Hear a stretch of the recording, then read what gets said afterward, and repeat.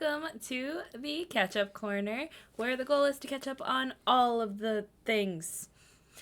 The fuck was that? I was trying to come up with a witty intro. I liked my intro from the Halloween special better. I liked my intro better. I'm just saying.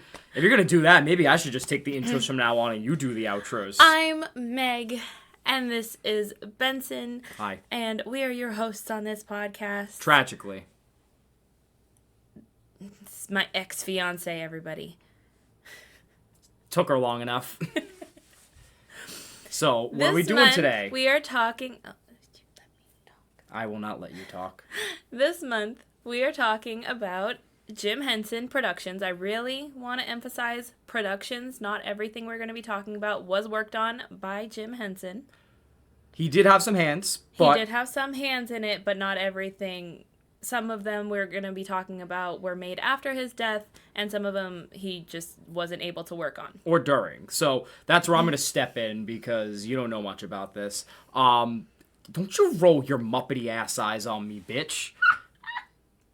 Okay. May I? Take it away! Okay, so, a lot of, if you're a Jim Henson fan, you know a lot of names that have worked with him for the years. Steve Whitmire, Dave Goelz, Richard Hunt, the names that, you would see along the Muppets and other productions. There's a lot of names that he used to work with a lot. A lot of them worked together on things like Fraggle Rock. Some worked on other stuff in the company.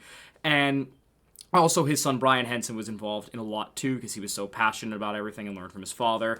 So a lot of stuff that we're going to talk about that isn't the Muppets directly has Jim Henson in it. So, for example, to spoil it, I guess, Fraggle Rock, that has Jim Henson as a cameo, but if you watch the Defunct Land videos, he had an idea, and then he gave it to his team. So, this is more like, the spirit of Jim Henson being passed on not through his son, but also his trusted loved ones and friends that knew him very well, and quite frankly, in my opinion, succeeded in keeping what he does alive in a lot of ways during his times where he was there or approved stuff, but didn't specifically get involved, or after his death, which you'll see quite a bit, starting with this episode, which is obscure shit. And I should probably say it's not even really obscure. It's more just lesser known or lesser talked about. A lot of Jim Henson's works are talked about, and you'll see that a lot, but, it's a lot of stuff that people don't talk about as much. Statistically, I guess, being a number person for a second,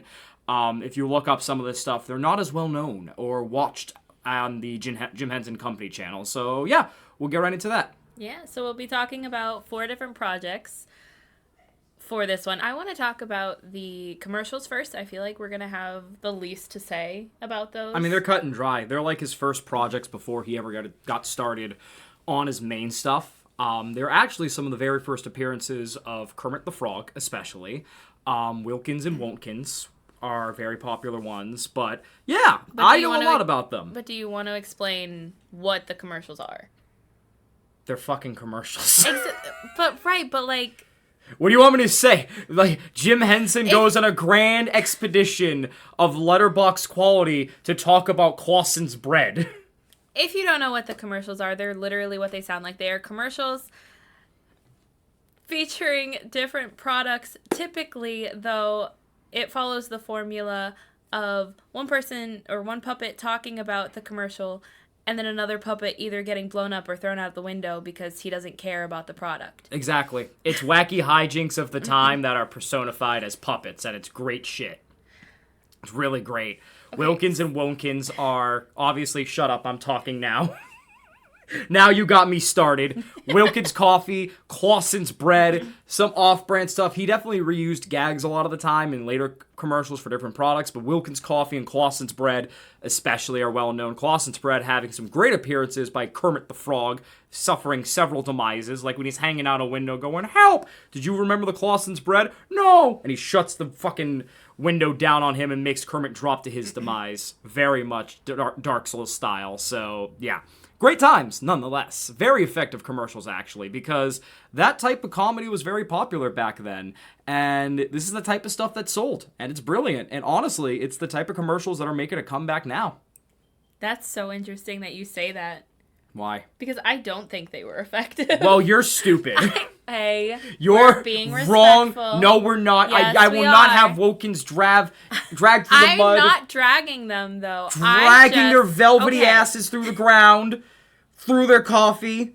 I'm just saying, this is literally now Wilkins and Wonkins commercial. I'm praising you to watch the commercials, and she's going to meet her untimely demise through some wacky hijinks. Okay, in all seriousness, please elaborate, I guess, for fairness of the podcast rules. I think, speaking in today's day and age, they would make amazing shorts or TikToks. I don't think they were effective as commercials. I'm not focused on the product that they're trying to sell. I'm focusing on laughing too much at this guy that just got dropped out of the window. I don't care what they're trying to sell me. I personally just don't think they make effective commercials. What? Exactly what I said.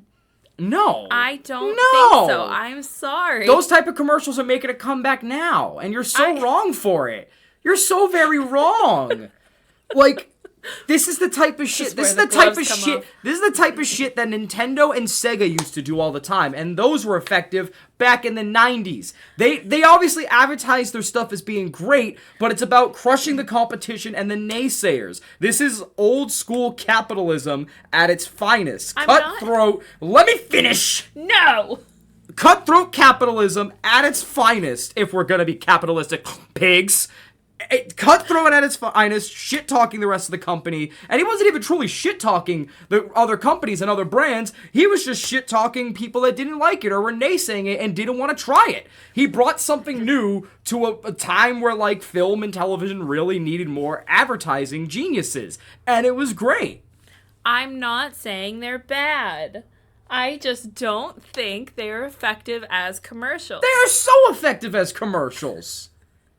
They're so effective as commercials because it makes you perk up and have an attention. Do you realize by today's standards, okay, you're so boring because today's standards are like introducing our new product that contains ketamine, syphilis, and nuclear acid. And it's just slow motion close-ups of everyone's dick in the wind getting sprayed by Olay body spray. It's so lame now. Even Old Spice has gotten like nerfed in like the whole okay, this is me. Listen, I'm no capitalist by any means. I hate capitalism.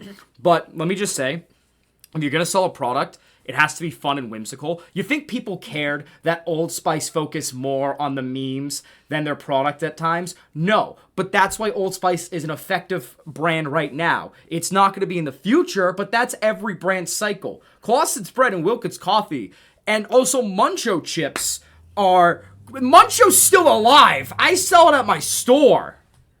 I'm not saying that today's commercials are any better. You just said that! No, I said I think they would make really good shorts or TikToks. I think they would do so well. I just don't think they're effective as commercials. Oh my dick. I can't believe what I'm hearing. So by today's I hate when you use by today's standards. No offense, I hate when you use by today's standards because you're coming from a place... Papa is talking! Don't call yourself that. Papa's talking! I just looked at the cat. He's actually sleeping right now. I just want you to know our cat is sleeping behind us on a comfy chair. He's not fazed by this. I don't know what that says about us. But listen, by today's standards, A, you're coming in as a newcomer to media, so you don't know much. B, you're also coming in from today's standards where they don't even follow their own rules. You had this on your chat earlier in the episode. In episode 1, you said, by today's standards, Godzilla's effects are bad. By today's standards, today's effects are also bad. Today's effects the are Lizard! bad. An Amazing Spider-Man poking up like a gopher going, oh, hey. Man. Okay? You got 2007 Davy Jones, and he looks fucking awesome in Pirates of the Caribbean. And you got some great moments now, sure, but sometimes because of crunch, they go back on their own standards. Today's standards are so back and forth that it's not even funny. It's not even good. It's not consistent. And this is consistent. This is consistently funny. It's making it aware to the product. Not everybody can be Olay or fucking Degree or fucking anything else your boring ass watches for commercials now. I don't watch commercials for fun. That's the thing. They're so skippable now by today's standards. That's also a great point. You skip commercials. You just said that. You skip commercials, right? A lot of consumption now of media is online, correct? Correct. A lot of people skip ads, whether it's for YouTube skip buttons or Twitch buying subscriptions or etc., etc. And people now can pause commercials. True. Commercials are skippable now, correct? Correct. And why are they skippable? Because nobody wants to watch them. Because they're not interesting, and no one gives a shit. This is interesting and makes it aware. But I'm not saying that they're bad. Like, that's what you're not listening to. I am listening! You're just saying they're better as TikToks! I liked them. However, I don't want to buy the products. I just want to watch the guy get shoved out the window. That's it. I want everyone to dislike this video. I want everyone to dislike this video. Do it now. All right. Do it now. I cannot believe what I'm hearing, and this is where clearly you have not finished your doctorate degree in media entertainment consumption, because oh my stars and queso's ass. I cannot believe that cuckoo clock is exactly how I feel. Fucking cuckoo right now. Okay, let's move on. I don't want to move on. I'm never going to move on from this. Heated. I'm never going to move on from this. Did not take we are long. 12 minutes into this, and already you're wrong. This is crazy work by you. Oh, yeah, shuffle your notebook. By the way, I just want to let you know, she won't let me look at the notebook of her notes. No, because, well, I don't want you to know what I thought. Oh, I can't wait to hear the rest of your thoughts, as this is how we start. Can't wait. I will say, tiny spoiler alert, these were my least favorite out of the 4. So, either way, my opinions on these next 3 are going to be a lot better. Oh, I can't wait. You just went from dog shit opinion to shit opinion. Can't wait. Campbell's soup. Good. Go ahead. Go ahead, read the next one. Let's talk about the Ghost of Fafner Hall. Okay, fun fact. I didn't know about this until I was watching Jim Henson clips one day online. And so the Ghost of Fafner Hall is from the 80s. It was actually mainly a UK-focused show. I love how I just went down so easily. This is great. See, sometimes we just need a move on from the subject. I'm gonna never let you repent this sin in your life. So Ghost of Fafner Hall is a... You just did it again? Can you shut the fuck up, Filbert? Please? I'm trying to talk about the Ghost of Fafner Hall before I make you the Ghost of Benson Hall. So, Ghost of Fafner Hall is a UK-based show that ended up being a bit more... Obviously, I'm pretty sure it had some airwave in the US, but it was more of a UK-based thing I've done on my research back in the day. And it's a music-based show, except they didn't have a lot of popular musicians that I think a lot of people would know now. It was more strictly musical entertainment. Like, there's the Ghost of Fafner Hall, surprise, surprise, and all these wonderful inhabitants of it that help create music. And there are special musician guests that aren't just singers, but mainly musicians. So there were a lot of popular musicians back in the day that were an orchestral sense. But if you showed someone of this generation that show, they'd be like, who the fuck are you talking about? That's not Sabrina Carpenter, who's going to be on The Muppet Show, fun fact. But anyways, that's another story. But Ghost of Fafner Hall is... It doesn't do a lot of songs in the show itself other than the theme song, which is a great theme song, by the way. But it actually has, I'm pretty sure, I'm going to look this up while we're talking, but I'm pretty sure it's led by Richard Hunt. Again, Jim Henson created it and helped distribute it, but this is basically more of like, I think Richard Hunt was just, yes, he was in it. Okay. It was directed by Tony Kosh, I forget how to say the name. Jim Henson was just an executive producer, but Richard Hunt was the wild impresario, the crazy scientist. So, again, another mainstay being a part of the show, even if it is acting, he probably gave a lot of opinions on it. And you could see it. There's a lot of Henson-isms of the early Puppet days in it. So, that's just, I had to interject with my story because that's how I found out about this. If not, this would have been my first time watching it. Oh, There's an asshole Farkas, good old Farkas, the asshole great descendant of the Fafner family. Everyone loves the running joke of he's an asshole and ugly. Everyone likes to make the running joke every episode, he's ugly. That's a running theme. But yeah, so what are your thoughts? I'll let you talk for a little bit. How gracious. This is your show. How gracious of you. Thank you. You're welcome. All right, we watched about 4 episodes, and honestly, I think all of the thoughts that I had were enough for the 4 episodes. I don't necessarily think this was a bad show. First of all, I loved the puppets. Go ahead. What? No, go ahead. I loved the puppets. They just seemed to have, like, such real facial expressions. Not, like, creepy real, but, like, fun real. And you can definitely tell that Jim Henson was a part of this.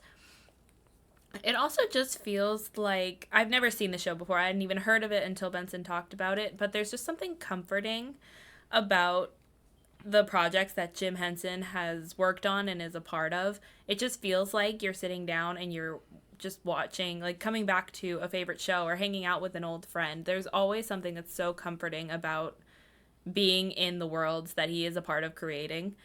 And I think this one was really no different. But I absolutely agree with the musical guests. Like, I had no idea who they were. And there were a couple of questions that I was asking myself while watching these. And that was, would I have enjoyed these when I was a kid? And would I want to share these with my children if we choose to have them? Yes.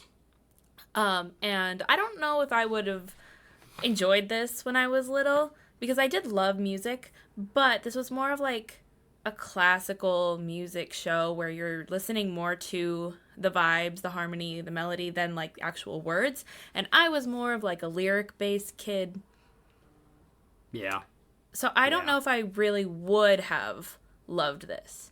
Well, it was a different time back then. Well, not different time. Let me rephrase that. It wasn't much different from other Jim Henson products, though. Like, Jim Henson, a lot of his other projects are lyrical-based in a lot of ways. You've seen that a lot.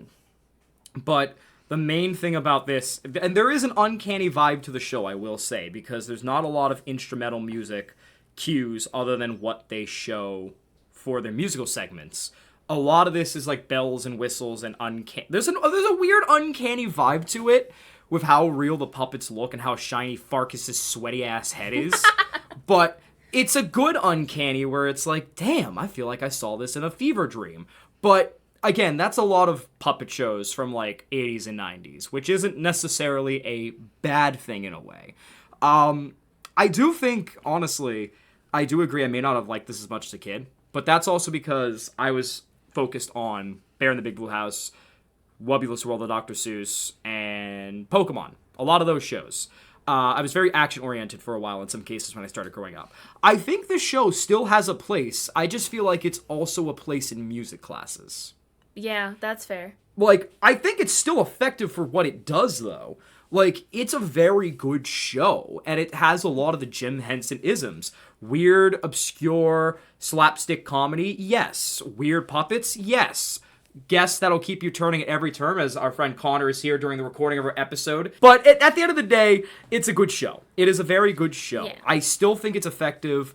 I do see why you wouldn't have watched it when you were a kid. But also, you grew up, not to call you out, as the Disney kid. It's an effective show, and I think it works for what it is. I do think it's good. It's definitely the weakest of the bunch, I agree. I don't think your assessment is, like, completely true from where you're coming from with your angle, because it's a fair angle, but also you grew up with Disney more than Jim Henson. Yeah, absolutely. Which is the point of this podcast, because I rewatched the same things over and over again and didn't want to watch anything new. Which is interesting, and also is going to make it tough because you're coming in with all these biases. So Which is fair, that's an interesting angle. But I have an open mind. Clearly not for Wilkins Coffee and Clauset's Bread. Oh my god, Anyways, you're never going to let that go. No. Oh, just wait till we get to the Godzilla episodes. I can't wait, because I might actually throw haymakers and elbows, and it'll be a fun time indeed. But it's a great show. It really is a great show. It still has the isms of, like, slapstick comedy, weird puppets, and the music, for what it's worth, is great. The reason we only watch 4 episodes is, again, we're trying to do this every week, and, you know, I guess at the end of the day, should probably specify more about this podcast, because there's going to be people that say, how can you give a fair assessment if you don't watch all the episodes or all of this and that? I guess this podcast will answer the question at the end of the episode for you if you'll continue watching these, because I feel like it's a good assessment going into this, where with our time crunch, we're not going to be able to watch everything. So I feel like this should answer the question, will you actually continue indulging in this media and watching these series and themes going forward? Because a lot of these series and themes are still going forward. TMNT being one of them. So I feel like that's something I should probably mention. I don't know if you agree with it, but I feel like also Fafner's Hall is a fair assessment for you after 4 episodes, because it does feel samey with music being everywhere, and I feel like they did like your body as an instrument several different times throughout, which is great, but I do feel like that was emphasized a lot to some degrees, whether it was focusing on the body or just the voice, but it was mentioned a lot. Yeah, the goal of this whole show is to watch as many, if not all, episodes of TV shows if we can. In this case, we didn't, because I don't know. We definitely could. Either way, at the end of each month, I don't know if we've mentioned this yet, but at the end of each month, we're going to be doing a wrap-up. Yeah. Where if we finish more, then obviously we can talk about what we have finished. So things will be getting finished. And I will be intrigued to see if you'll... But at the end of the day, though, I will be intrigued to see if you'll continue this stuff, because we could... But also, there's so much to talk about for a lot of these. So, yeah. Because I know somebody's going to comment about the 4 episodes thing, and they're going to comment about you only watching a specific placebo effect, essentially, amount, which is a fair assessment. And I feel like for specific shows and arcs, Jim Henson's... I'm glad this was first, because it's the easiest, where, like, even if we don't watch all of it, you get the gist, compared to, like, TMNT, where there's arcs and stories and rebound stuff that... If you better watch all hundreds of episodes, or people will get upset, and I am that person. Right. So, yeah, okay. That's just my spiel. That's my spiel. But I feel like Ghost of Fafner Hall out of the 4 is the easiest to talk about with that regard, because it is very samey in some ways. But it's a great show, and it's a very intriguing show that dives into musical aspects that aren't songs. I think it is very effective, and I feel like it does have a home. I just think it's music classes definitely, but for those of you that are also interested, it's worth it for the puppets alone. They're great characters. Impresario's interesting. Fafner, all the Fafners, great stuff. Farkas, sweaty guy. Probably could see him on Reddit, honestly. Interpret that as you will. Yeah, it's a great time to be had. Want to introduce the next show before you lose oxygen from laughing? The next 2 were actually made after Jim Henson passed away. Shortly after one of them, I should say, too. One of them being Animal Show. This one I thought of last second. I'm going to be so honest with you. I thought of this one last second.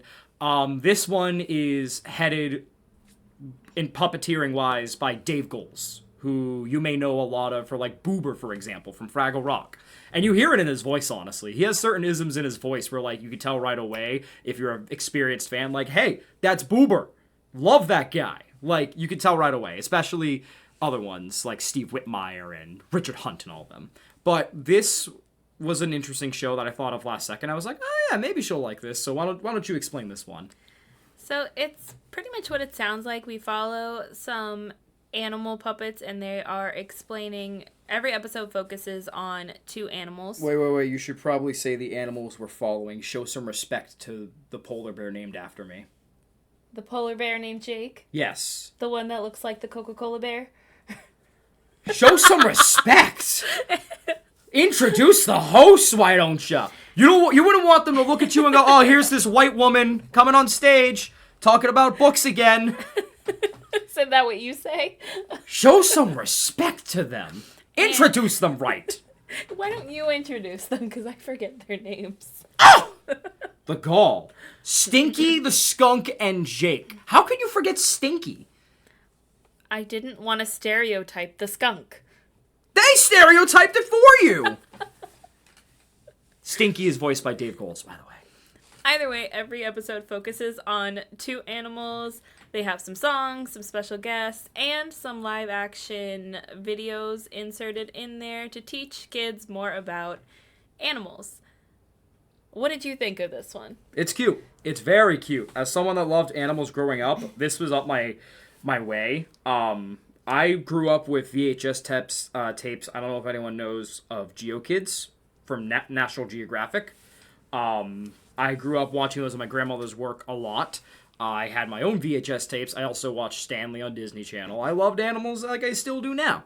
So I grew up very heavily with this type of shit. So this is my jam. This is my bread and butter. It's definitely obviously geared towards an earlier demographic more specifically, because it is teaching kids about, animals. But it also is not afraid to teach about animals. The first episode we watched was based on gazelles and cheetahs and how cheetahs kill gazelles for food. So they were not afraid to tackle that stuff. There's another episode where they tackle endangered species with gorillas and all that. So even if you're not a kid, you still could learn something about animals that you may not even know. So yeah, and they also have all different personalities, like Ringo the Elephant, who is based on, you guessed it, the British drummer. So, from the Beatles. So, I'm having a hard time talking today. I hate this episode already because I can't talk. Ugh, I feel like I'm being controlled by a fleshy hand. So, yeah, it's a good time. I agree. Wow. We agree on something. Something's wrong. Oh my gosh. Say something controversial. I found... Okay, you might think this one's controversial. You might yell at me for this one. Okay. I think the puppets are a little creepy. They don't feel like Jim Henson's work. They don't have that comforting vibe. They're a little creepy. It's a fucking polar bear! It's creepy! I'm telling you. He looks like he has dark circles under his eyes. He looks like he has not slept in a while. I would have dark circles under my eyes too if humans were killing my environment off of global warming. He looks a little more like Cocaine Bear than Coca-Cola Bear. You shut your mouth about Jake the Polar Bear right fucking now. You shut your fucking mouth. Don't you dare bring Cocaine Bear into this. Oh my god. How... The crazy thing is, a lot of these animal puppets were used in other Jim Henson products. I'm sorry, but they're a little too creepy. Anyway, otherwise... What the fuck? Otherwise, I was a kid who loved zoo books. Every time we would go to the library when I was in school, I would immediately run to the magazines and look at all of the zoo books. Oh, you mean like the zoo books like they'd advertise in the commercials? The magazines. Oh, those are real? My school would have them. What? And we would sit through and look through them. I thought that was like a myth. No, and National Geographic, I loved them so much. Keep talking. I'm looking them up real quick. Go ahead. I'm going to look them up on eBay. Please keep going. And documentaries. And documentaries like Planet Earth, I ate those up and loved them so much as a kid, so I definitely would have loved this. I smiled pretty much the whole time we were watching the episodes that we did, and generally, I just feel like this was such a comforting show, that definitely paid homage to Jim Henson and his works. I think I wrote somewhere here, it definitely combined the real life aspects with the puppets, and it felt like something that he would have worked on before he passed away.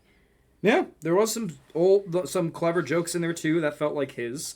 I think the coolest thing about it is, again, they weren't afraid to tackle animal circle of life type of stuff. I mean, endangered animals. They talked, literally one of the first episodes we watched was a cheetah and a gazelle, and they weren't afraid to talk about how some animals have to kill and eat other animals to survive, but they put it in a way that's good for kids, where it's only if they're hungry. Because relatively speaking, a lot of predators and animals that are, I forget the word, suspect to these predators, they generally collab and work I can't speak, and are together in this world without much strife. So, yeah. Yeah, I loved it. I think this was... So far, I think we're talking about these in my least favorite to favorite order. So...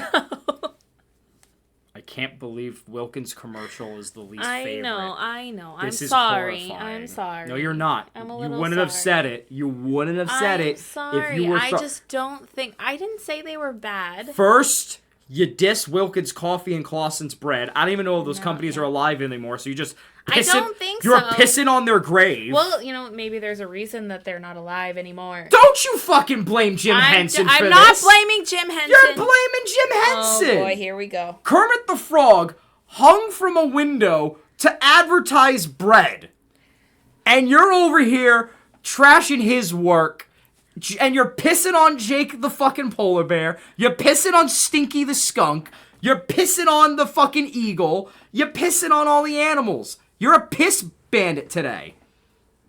This is crazy. I can't believe this. Are you okay? No.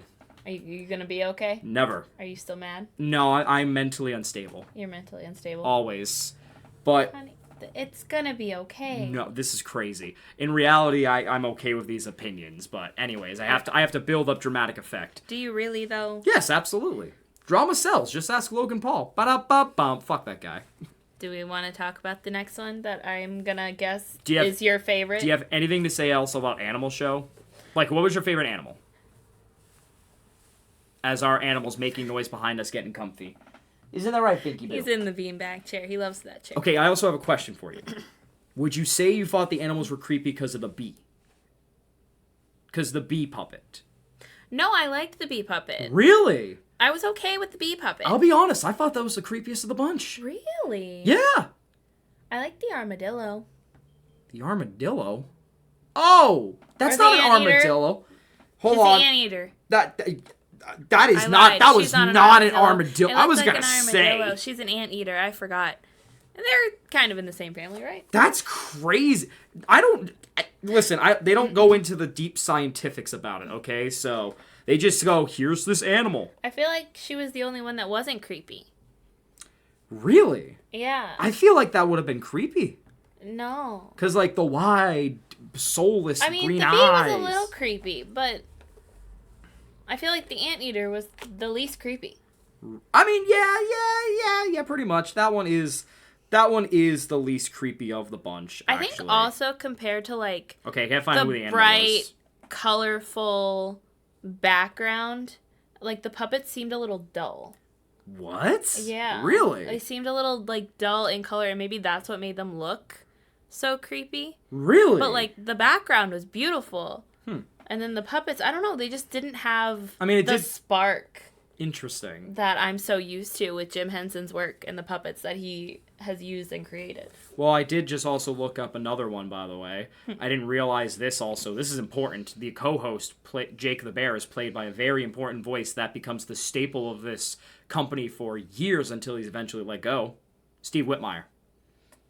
Do you know who that is? No. The replacement voice for Kermit the Frog after Jim Henson died. Oh. So, yeah, I didn't realize that. So, I had to make sure I was doing my research while looking it up. I was like, wow, I forgot that he was actually Steve Whitmire and all that stuff. But you're going to see that a lot. In the coming years, Steve Whitmire, Dave Goelz really stepped up. I mean, he was the voice of Waldorf as well, actually, Dave Goelz. So, these guys stepped up big time when Jim Henson passed in regards to production. And another one that stepped up big time to keep his father's legacy alive is Brian Henson, which brings us to the last show. He didn't star in this, I'm pretty sure, but he made sure all of the famous puppeteers that worked on Sesame Street or some other stuff not Muppet related or specifically Muppet Show related were a part of this. Lay it on us. The Wobulous World of Dr. Seuss. Ah! One of my favorites. One of my favorites of all time. This was my favorite of the bunch. This was great. Now, let's disclaimer, because we've talked about terrible people before. Dr. Seuss, very questionable. Yes. At times, very progressive as fuck. The rest of the times, very fucking racist as fuck. Yeah. We don't support that. And then everything in between was like, hey, here's the Thneeds, you know? Meet the Thneeds and Horton Hears a Who. And even then, those had some interesting themes to them that are very resonating. So, Wobulous World of Dr. Seuss, talk about it a little more. I just want to say something that I've noticed through everything we have watched so far. Jim Henson has two moods.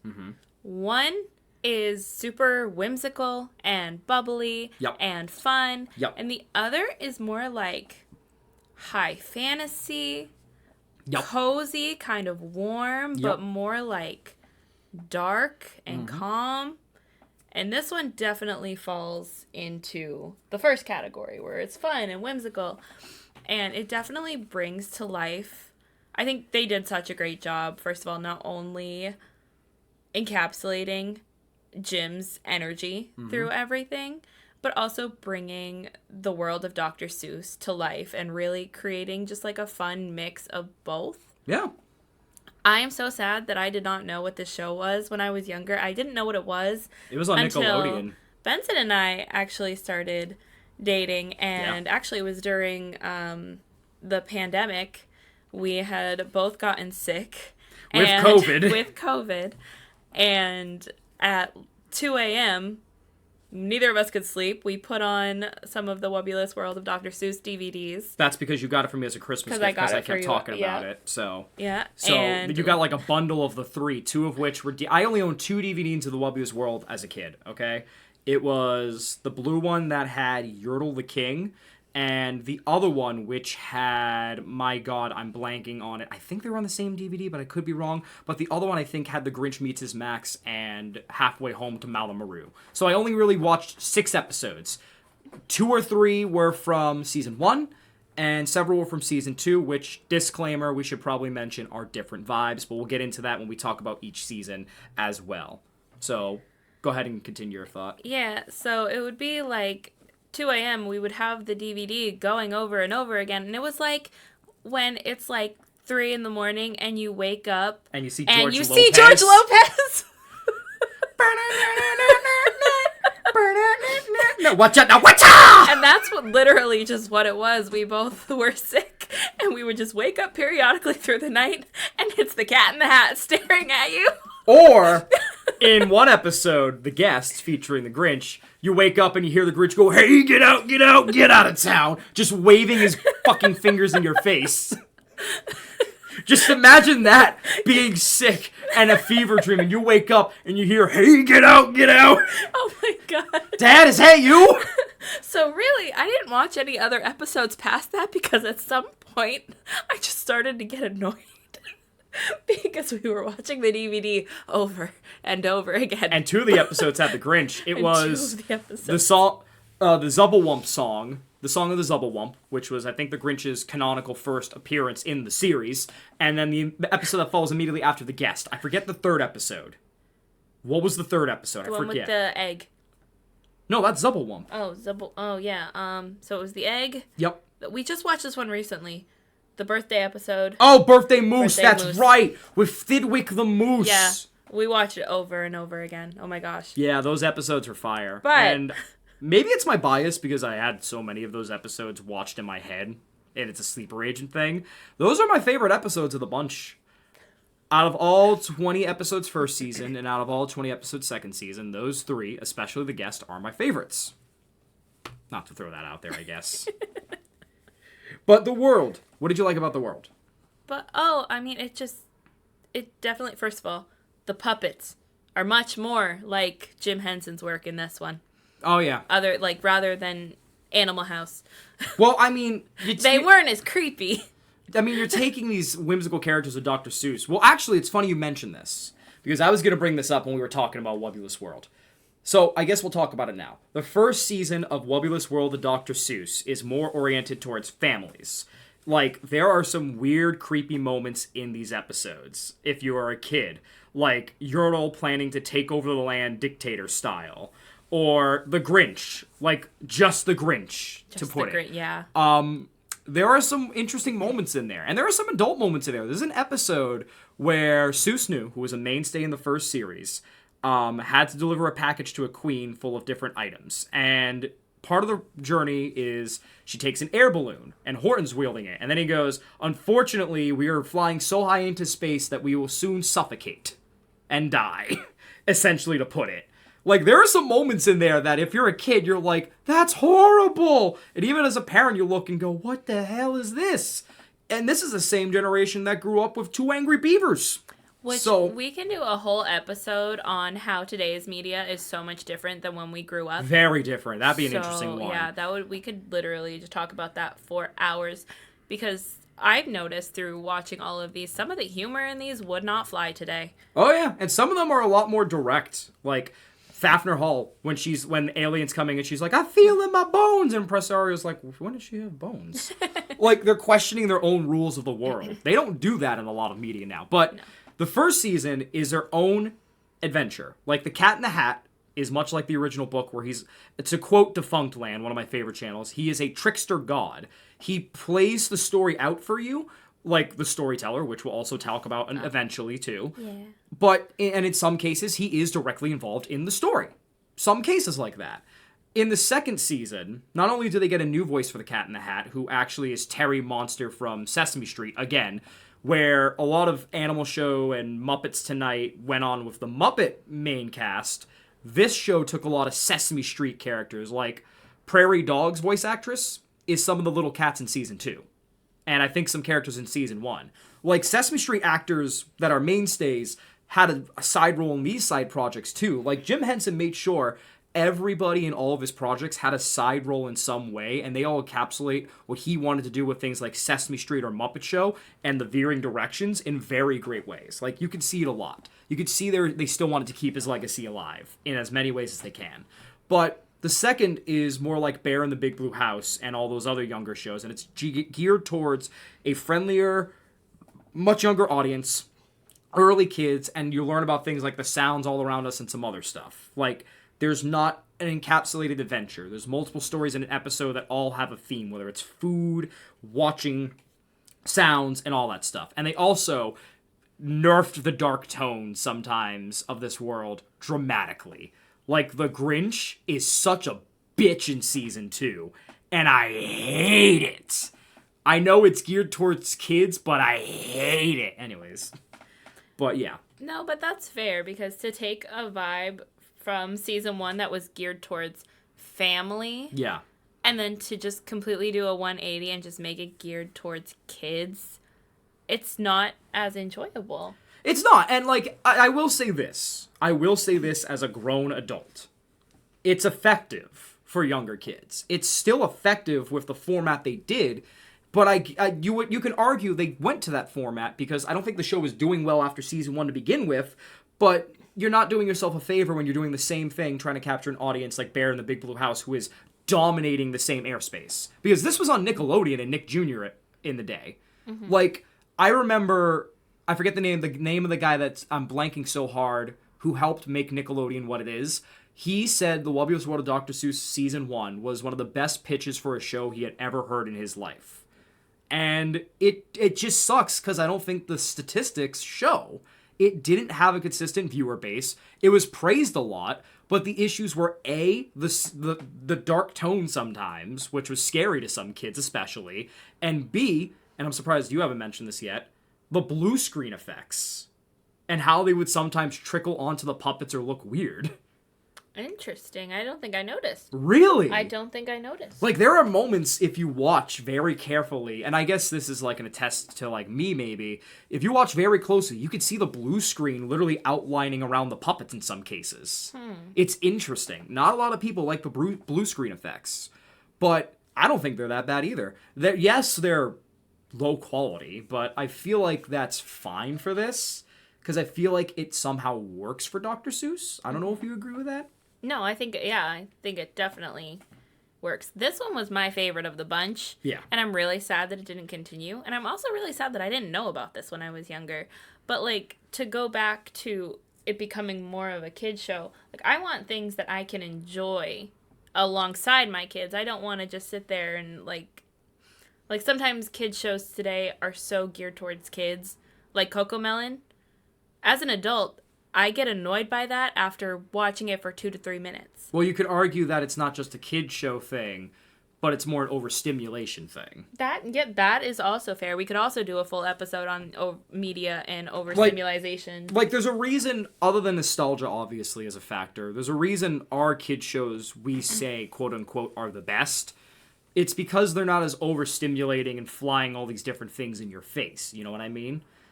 I feel like that's also part of it, too. Fair, but even, like, kids shows today that aren't as overstimulating, like, sometimes I wouldn't want to watch those with my kids because sometimes they just get annoying. Like, I want something that we can both enjoy. Yeah. That my kid and I will be talking about well until they grow up. Interesting outlook, I guess. Yeah. And I feel like that's what the Wubulous World season 1 was. I'm gonna make a joke. You just don't want to grow up.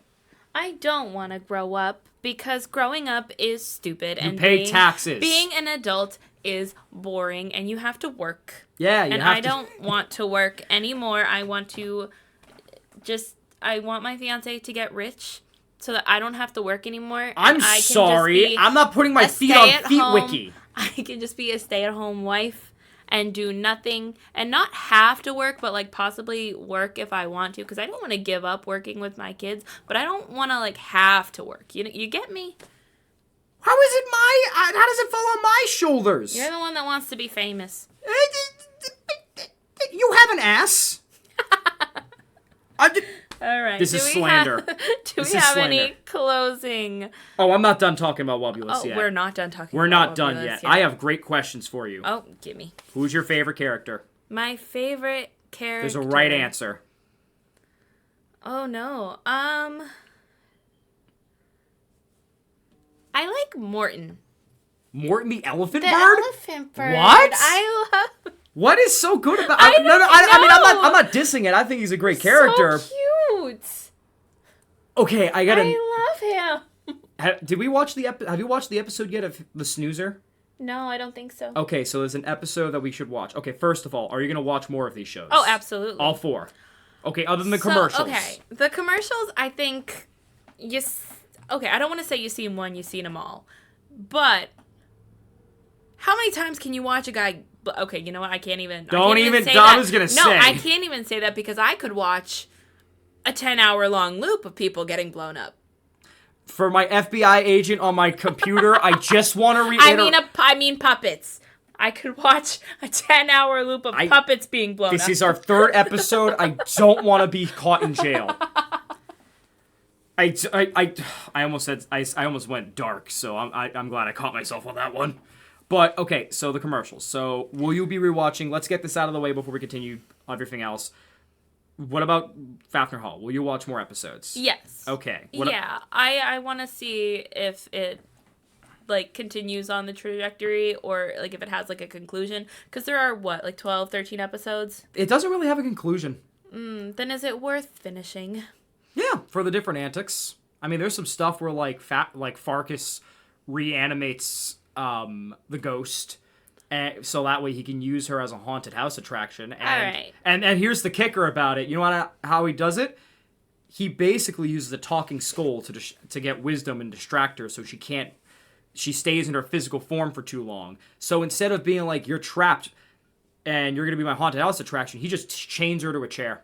Yeah, I'll finish it. And then he hires essentially a Ghostbuster to suck her up and get her out of there, or perform a seance. So yeah, I think I'll finish it. It's the same. It's the one where I feel like I agree with you on because it does feel samey after a while. There is a lot of sounds all around and music is everywhere as an overarching vibe, but it's the intricacies that make it. But I feel like that's Jim Henson's work in general, as you're going to find, where some episodes to a series may feel samey in how they're produced or around the house, but it's the intricate details that make it what it is. And Fafner Hall is no different. What about Animal Show? Animal Show, I will continue, but I don't think it's going to be... it's not a show you can watch for hours. Yeah. Right? It's a show that... you could put on a couple episodes every once in a while because it is samey, as you're watching. It is pretty an much educational follows show. The exact formula. There really isn't anything different. I did like that. I forgot to mention. I like that there were little quizzes that made it super interactive. But even those are pretty scarce and far in between. It is an educational show for kids, though. It's not anything serious. But if you learn something as an adult, then hey, you learn something as an adult. Yeah, so. It's something that I'll continue, but I won't watch. All right, a lot. Wobulus World. Absolutely. Yes. Okay. We have almost all of the DVDs. And all episodes are on YouTube for free. And all episodes are on YouTube. We should probably mention that. Absolutely. A lot of the episodes are on YouTube for free. We'll put in the links in the description. Jim Henson Channel, yeah. We'll put the links in. Yeah. There's some other ones they got on there, like The Hoops, if anyone remembers The Hoops. I don't know what that is. Oh, that show was a fever dream and a half. It was on the Hub, I think it was. We'll have to talk about that eventually. It was an early kids show as well, but the fucking robot things in the car were the weirdest thing to me. Those look terrifying. You want to talk about uncanny? Those were terrifying. Okay, favorite episode you watched from Wobulus World, if you have to pick. Because it seems like this is where it stands out for you. Favorite episode. Favorite episode of the Wobulus World. There's a right answer here. Seuss. Right answer here. Is there? Yes. Go ahead. I know you're going to say something wrong. I like the one at the hotel. Yes! I like that one. That's the right answer! Is that the right answer? The guest! Oh, I like that one. It is literally, and he is my favorite character, The Grinch. The Grinch. Yeah, it's the Grinch causing mayhem at a hotel and taking over the entire hotel. And there's this one family that just won't leave because the parents are so loved up and snuggly, and they're not even paying attention to their kid. Yeah. So this kid and Horton the elephant are just trying to enjoy the day, and the Grinch is ruining everything. But like, the Grinch is literally just a hater. That's all he is. After his first appearance with the Zubblewump, where he's this crazy monster-like character that's hyped up like a legend, and he steals the Zubblewump egg, he starts to finally be like full-blown hater/troll. And I know I said in like episode 1 I don't like asshole characters. This is my favorite exception. He's literally just like a hater to be a hater, and sometimes I go, oh my god, that's me! Like this man, let's go over the antics. This man heckled comedians. He heckled Fox and Socks and Mr. Knox. I should probably mention that. Those two are great, too. Do you like those ones? I like them. They got a whole episode, too, which is great. That's called Almost There, where, like, they win a vacation and they have to go through an airport. I can only imagine. And it's about what you expect. I can only imagine. Oh, no. Like, it's about what you expect. Oh, no. But he heckles the comedians, and he's not even doing, like, very hurtful things. He's just doing things like when someone says, how did the chicken cross the road? He just goes, to get away from your act. And it's just the simplest things. And then he ramps up his intensity very quickly. Like, there's a roller coaster ride that Larry, the kid's name is Larry, wants to go on, and the Grinch takes over the ride. This man was so willing to ruin everyone's day, he would kill for it. Like, there's a lever for how fast the ride would go, and there's a literal skull at the end, which you can imply is deadly fast. He did not care. He was like, and like sent those kids literally flying out of the seats. And you know what he's doing? Full on belly laughing. He's having a great time. Actually, this also goes to the weird, dark, over the heads of kids jokes as well, because he also drains a lake, and Horton's response is, what a bunch of thirsty-looking fish. I'm surprised you didn't say Horton, because he's so one-brain-celled sometimes. I love him too, but I like Morton. He is funny, I will say. He does get funny and sassy. But he also hijacks an entire television network to then play on Grinch TV, which is a parody of MTV, a song for Larry to get out of town called Get Out of Town. Yeah. And it is so fucking great. And I feel like this is where, like, we can talk about the versatility of the Jim Henson Company and how strong they are as a cast, with or without Jim Henson, and how much they learned. Because Jim Henson never could sit still for one moment. Like, he always wanted to keep doing things. He had to fight. We'll talk about this project later too, I know, the Dark Crystal. For years, he was fighting tooth and nail to get the Dark Crystal set because he felt like he had done all he could for the Muppets. But his guy was like, hey, I could get you the Dark Crystal advertised if you make another Muppet movie, which is how I think we got, I'm pretty sure it's the Muppets in Manhattan movie. I'm pretty sure that's the one that happened next in the timeline. But you could tell these puppeteers learned from Jim Henson about not sitting still in one place and adapting to the times and adapting to what they want to do. Because a lot of the Wobulous World of Dr. Seuss especially, you can tell, adapts to that time. The Muppets adapted to the time, but so did all the other side projects, where Fafner Hall was like a very classic slapstick musical approach to like teaching kids about stuff. Animal Show, you could say, was just cut and dry learning stuff with musical numbers that a lot of animal shows did back then. But then you also have the Wobulous, which adapted to the humor and all that fun stuff. So that's, I guess, another question I want to have for you. Do you feel like everything started to change with or without Jim Henson's approval and shows how everybody couldn't sit still and tried to adapt with the times of what they want to do? Repeat that question. Okay. Do you... This is a when you ask me out again moment. Okay. I don't do think you I feel understand. like do you feel like Jim Henson's company, do you feel like watching these shows in such succession shows how everyone tried to be like Jim Henson and A, couldn't sit still for long on one project, B, adapt with the times, and C, showed everything they wanted to do? I think so. Like, you can tell his trusted companions were behind everything, and his loved ones were behind everything. Yeah, I definitely think so. I think the two that were made after his death, definitely, you could definitely tell, like, he had an inspiration. Like, he was the inspiration behind it, because it still brought forth that charming quality that Jim Henson's works have, even though I didn't love the commercials. And I'm sure I might have another controversial pick later on down the line in these episodes. I love almost everything that Jim Henson has worked on, or everything that is part of the Jim Henson productions, because it just has that comfortable quality that we said that I was looking for in episode 1. Something that I can put on and just know that I'm going to smile and forget about the outside world for a couple of hours.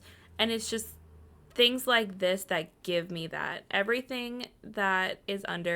Almost everything that is under the Jim Henson Productions umbrella just has that warm, comfortable, familiar vibe, even if you have never seen it before. I mean, this is a theme that you're going to notice for stuff after Jim Henson's death, because they try to keep his core values, and his trusted puppeteers and Brian Henson, obviously his son, tried very hard to keep his core values alive while adapting with the times, because when eventually we're inevitably going to talk about the Muppets, no shit, we're going to see things like Muppets Tonight, which is a take on the Muppet Show, both a new host and a new format. Like, very much knowing that they are going from a live theatrical show to being on TV, like adapting with the times. They know. They try to be smart about it. We also have the Muppet Show, where it combines everything into an Office parody later on, which was one of the last performances Steve Whitmire did.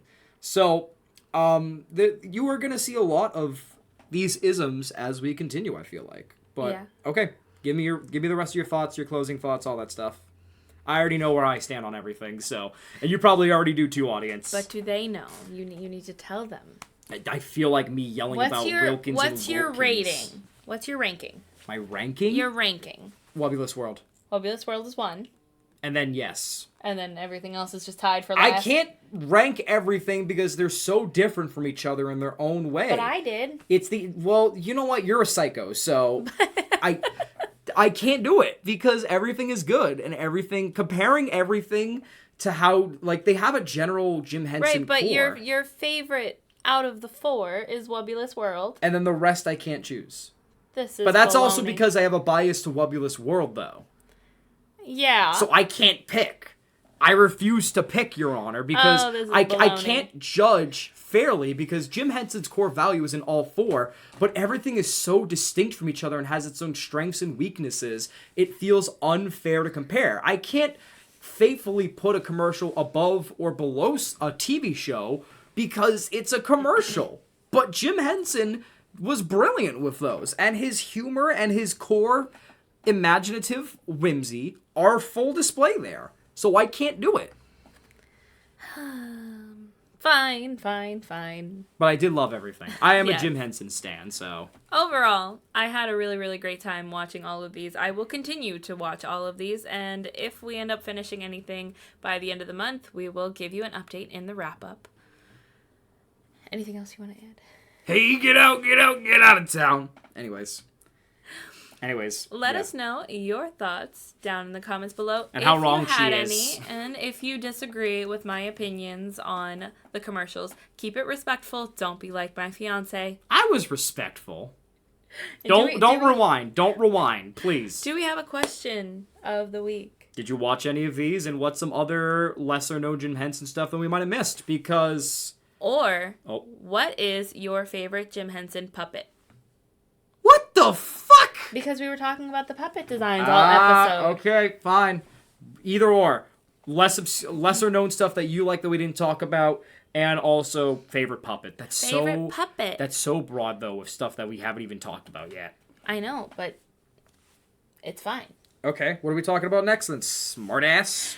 If you want to watch alongside of us and be able to add to the discussion in the next episode, next episode, we are talking about The Storyteller and the Jim Henson Hour. Yes. They are very much similar in regards.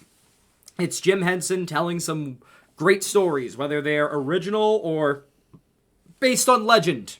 Yeah. Which now leads us to the introduction of another underrated, obscure thing that produced a cartoon from this, Dog City, which will be interesting to talk about.